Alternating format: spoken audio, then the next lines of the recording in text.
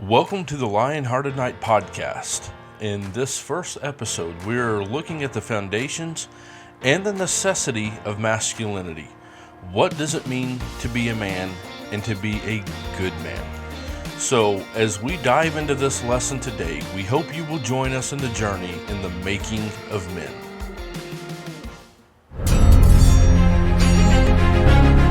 The making of men.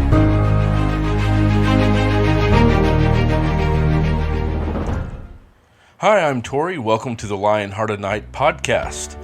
Thank you for joining us today. So, to get started with this first episode, I want to give a brief overview of the mission for this podcast.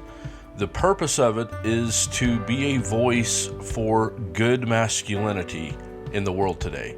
Society, the hot phrase toxic masculinity has definitely made the rounds, and that's something I hope to not necessarily combat, because there are bad men out there, but masculinity in general has been labeled as toxic, and that's what I want to address. This world is in dire need of good men that know what it means to be strong, of what it means to truly be a man, but to be a good man, a man that is a gentleman, a man that is a leader that people look up to. And that's the mission of this podcast, is to encourage you, to teach you. That way we can grow together to be what this world needs us to be. So the introduction to this episode's theme, understanding the foundations of modern masculinity, starts with looking at it through the lens of knighthood. That's kind of the theme of the identity of this podcast, the Lion-Hearted Knight. Knighthood originated long ago in medieval Europe, and it was a society, is really what it grew to become. Not just an army of fighters, but of a discipline, a way of life for certain men to be leaders in their society, in their realm, in the context of the life that they lived. And it was much more in depth than just being a great warrior. But the emergence of knights in medieval Europe lived by a code. And really at the core of that code, and again, there's good and bad in every area, every genre, every category. But when it comes to being a knight, true knighthood was founded on the Code of Chivalry. So really what the Code of Chivalry was, that knights were expected to follow certain lifestyles, certain patterns of engagement, the way that they conducted themselves no matter where they were at. They were expected to follow things such as virtues of courage, loyalty, honor, and humility. These things, along with knowing how to be a man of your word, of knowing what it meant to stand behind your word. In fact, long before paper contracts ever came into play, it ever came into be, just giving someone your word was plenty sufficient to buy a home, to get a loan, to whatever was needed. Your word was your contract. And it didn't necessarily start with knighthood, with the Code of Chivalry, but it was certainly a core foundation to that code, to that chivalry, to the way of life that the knighthood lived by. So to be a lion-hearted knight is built completely upon that code of understanding, of conduct, to be chivalrous, to be a protector of those that are weak. Some of the key virtues of the Code of Chivalry are definitely important. Courage, for example, facing the fears and standing up for what is right, not meaning that you were never afraid, but that you had the courage, the audacity to stand in the face of that fear, because you knew what was needed, you knew what was important, and you were willing to do whatever it took to protect those things. Being loyal, another core virtue, being faithful to the commitments, keeping your word, being faithful to the relationships that you were involved with, whether that be a spouse or a family or anything that you had committed yourself to and agreed to be a partaker in. You were faithful to that. In the context of my life, I am a very religious based man, and my life centers around God. So for me, faithfulness to God to the life that I live as a Christian is a fundamental basis of my life. Having that loyalty to what I have committed myself to what I believe in. Then looking at honor, no matter who's around, no matter what's happening, having the integrity to maintain ethical behavior in all situations. Again, coming back to being a man of my word, making sure that my character is in line with the cadence of my virtues, of who I say that I am, that my actions, which speak louder than my words, honor my words, that my actions show that I'm a man of integrity and not just that I say that I am. In fact, if I have to tell somebody that I'm a good man, if I have to try to convince them that I'm an honorable man, then I'm not. My actions should tell them that, not my words. Now, my words will align with that, but my words are accomplishing other things rather than having to convince them what a great person that I am. And that leads us into another one of the key virtues, one of the core assimilations of being a knight, of being chivalrous, and that is humility. We need to be leaders. We need to be the best of the best. We need to be the ones showing by example, not just by our words, not just by writing the rules and the regulations, but by living it out. But we need to have the humility to recognize, yes, we may have the strength, or maybe we don't, and to be able to admit when we mess up, when we make a mistake, but not to implore others to recognize our greatness, but rather to act with modesty, to act with subtleness of, I don't want the spotlight to be on me. I understand that if I accomplish great things at some point, at some time, it likely will be, but to handle it with humility when it does. I don't want to draw attention to myself as a man, but I want to make sure that things around me are handled as they should be, as they ought to be. With these core virtues, the chivalrous mindset in mind, there's no King Arthur's court, there's no round table that we're predisposed to have our weekly meetings at and to have all these different obligations as the traditional knight. But how does knighthood translate to modern day masculinity? What does it mean to be a man in today's world? And this is where I hope to tie in the concepts, the understanding of knighthood into our world today. Because while we're not suiting up in armor, we're not carrying around shields, spears, and swords, we are truly having to engage in battles of the mind, battles of the spirit, in regards to maintaining what is good, maintaining that balance of what is righteous in the world. It is up to us, because if we don't act, who will? The bad actors? If we just leave it up to them, then we know what direction this world will go. Even nature itself will teach you that if something is left unmaintained, if it is ignored and neglected, this world, the nature of the environment will tear it down. It will degrade it. It will degenerate into something unrecognizable, something unsustainable, something not adequate to live in, to encourage growth. And so it's up to us to understand what it means to bring knighthood into our mindset today, to have courage in today's world. How can we as modern men exhibit courage in our daily lives, from standing up against injustice? And there are hot topics that this society loves to focus on today, with race and gender. And those things do exist, but it's up to us, not society as a whole, to regulate it with laws, or it's up to us as men to take a stand against injustice. If we see somebody being racist, we need to speak up and do something. If we see somebody being abused or mistreated and they can't help themselves, it's up to us to stand up, to fight for the weak, to have the courage, no matter what people say about us or think about us, to do what we know is right.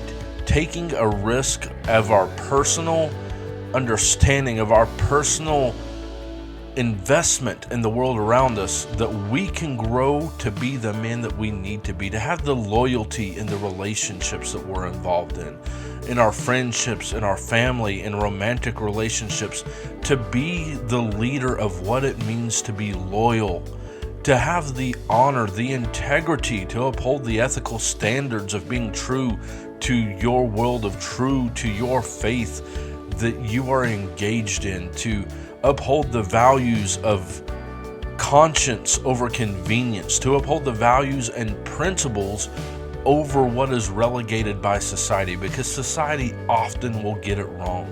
And yes, how can one person be right and the majority be wrong? And it's simple, the majority is following. We need to be the leaders that get people back on the right path, but in doing so, to have the humility, to have the growth, that as we become stronger, as we develop into the leaders that we need to be, that we are helping others around us to grow. They aren't propping us up, but we are helping them. We are teaching them. As we learn, they learn. As we improve, they improve. So we focus on our self-improvement, not for personal gain, but in order to help those around us. To understand that the role of our strength is to protect, to guide, to get things going in the way that they need to go. Not only physical strength, but mental strength. Men and women are different. And it's up to us to develop that to what we were intended to be. Both the physical and the mental, to develop ourselves into that resilience that is needed as a protector. Because if we protect once and then we disappear, what good have we done? But it's an ongoing thing. So to have that capacity of strength, not just of body, that's a great thing. But we have to have the capacity of mental strength. We have to be able to understand how things work, and that when things don't go our way, what do? We can't let the thoughts tear us down from the inside out, because we are here to protect the vulnerable. And if we can't protect our identity, who we are as men, then how can we protect anyone else? So to understand how to use that strength in the role of protection, to emphasize our responsibility to ourselves, not just to call each other out, but to call ourselves out, to hold ourselves accountable, and to stand up against those who would abuse or take advantage of others. And understanding that there's a difference between being peaceful and being weak. And there's a quote by Dr. Jordan Peterson that actually makes the argument, and undeniably correctly, that a weak man is not a peaceable man. Because a weak man can't help but go along with what's happening, whether it's good or bad. But a peaceable man must be a dangerous man that has it voluntarily under control. And I say dangerous not in the sense of bad for anyone around him, but bad against what is wrong. Dangerous against what is not right. To be able to take a stand and make a difference, to create and change an outcome away from bad into being good. So we must be dangerous against the bad and peaceable to the good. But we cannot do that if we are weak. We may not engage in battle, but that does not mean that we are strong if we're weak. That means that we cannot do anything else, that we don't have that capability, and that is what we have to work on. We have to make sure we are not only in position, but that we are capable. So having chivalry and respect and applying these things in our life, taking the role of protector and translating this knighthood into this world that we live in today, we need to have the mindset, the understanding that chivalry is a broad term, but it is something that should describe us as a whole. So chivalry and respect for all. That is the core foundation, not only for women, especially for women as men, but for everyone, for children, for our elders, for each other. We have to have that respect of recognizing the value of each person and what they contribute, not only to our lives, but to society, to the lives of those around them. This isn't to say that if a person is wrong, we never call them out, or that if they're as bad, that, well, that's what they choose. That is their truth. That's a bunch of hogwash. That's ridiculous. The truth doesn't change based off of my perspective. It doesn't change based off of what I believe.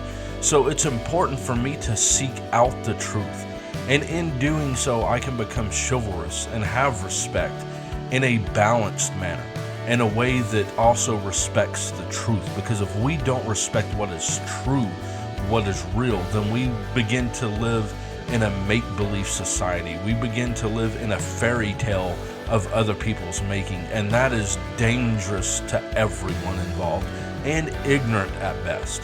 So understanding how chivalry works in our lives, how that we should have respect for all, but especially for women, because men are different from women, and we should not expect women to try to be chivalrous or to be the knight in shining armor, as the saying goes.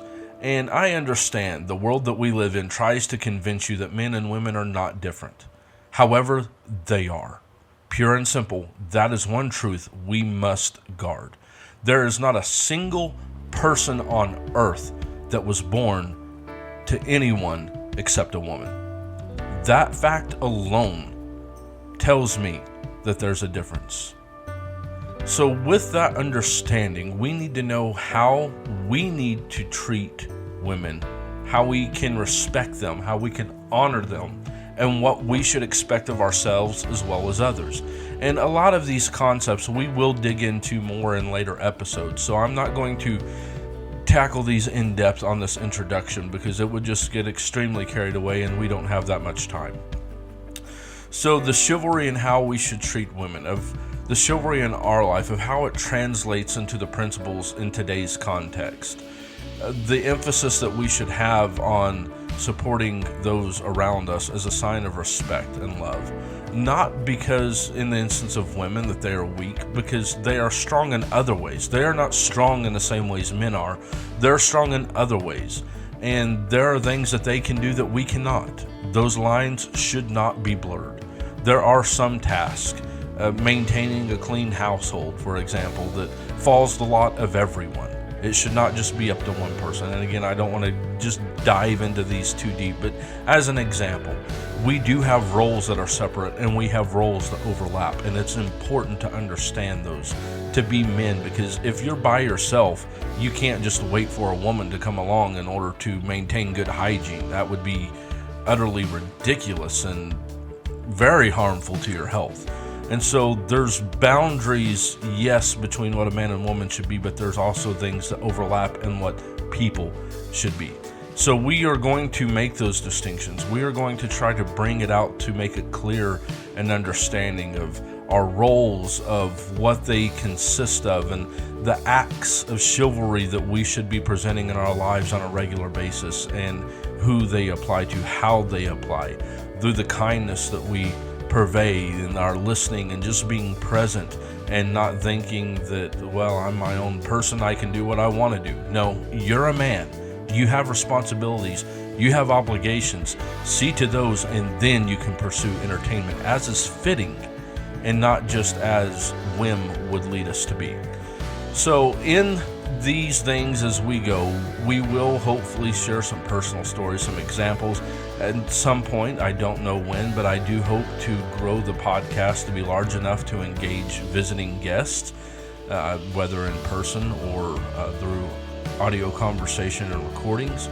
But we will try to grow these things to help embody what it means to be in this world that we live in today. So, in conclusion, I want to make sure that we understand not only the principles of knighthood, of chivalry, of what it means to be a lion-hearted knight, but to help you grow and understand the ways in which you could improve. Because I don't live your life. I'm not there with you, seeing every decision you make and everything you do. And even if I did, I'm not a purveyor, an expert on you. I'm an expert on me. And so what we have to do, what I have to do, is have self-awareness to gauge ourselves, to understand where we're at and what is needed. And I am a very religious man, and I understand that all of my audience may be.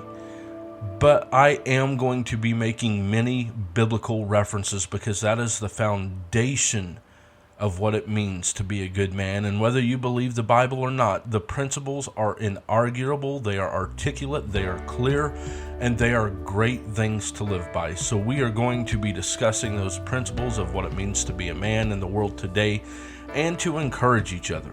It's hard sometimes. That's just a fact of life. But that doesn't mean we give up, we turn around and we walk away, because we are men, and we are men called to be a lion-hearted knight. We are making ourselves into better men and making the young men around us, the boys around us that watch us, that gauge us, that follow our example, we want to help make them into men as well. So I invite you, in whatever form, whatever capacity you're engaging in this podcast, give us your thoughts, your feedback, your experiences. We encourage you to subscribe to this channel. We encourage you to participate, because this isn't something we're doing alone. This is something we are in together as a brotherhood, as a knighthood, as we engage in this life-changing experience to be the making of men of ourselves and those around us. Welcome to what it means to be a lion-hearted knight.